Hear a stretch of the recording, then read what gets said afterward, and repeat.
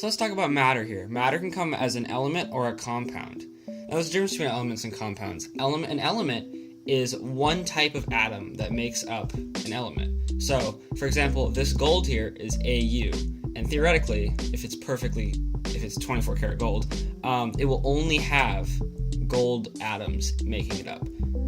On the other hand, there are compounds, and compounds have at least two different types of atoms chemically bonded together to create a compound.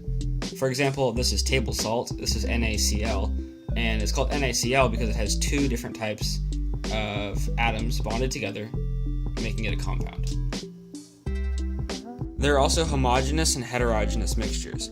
So, homogeneous mixtures have a uniform composition throughout, even if there are different types of atoms or molecules inside of the mixture. So an example of this would be this honey you see here. The molecules inside of the honey are evenly spaced throughout the honey. Now, heterogeneous mixtures is a combination of substances that does not have a uniform composition. An example of this would be these olives. The fluid in between the olives is separate from the actual olives themselves. So it is not a uniform composition. So this is why this jar of olives is heterogeneous. So matter can also come in a few different states: solid, liquid, and gas. So let's take a look at this ice here. This is the solid form of water, as many of you already may know. Now, when it's in a solid, the atoms are tightly packed together, and it holds its shape. It doesn't take the shape of the container. You can see I poured it in this glass.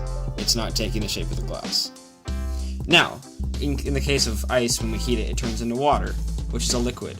And liquids take the shape of their container, and the atoms can flow and slide past one another, and it can be poured. This is liquid water in this example. Then, if you heat liquid water enough, it'll turn into a gas. So you can see this is the gas, and then below is the liquid.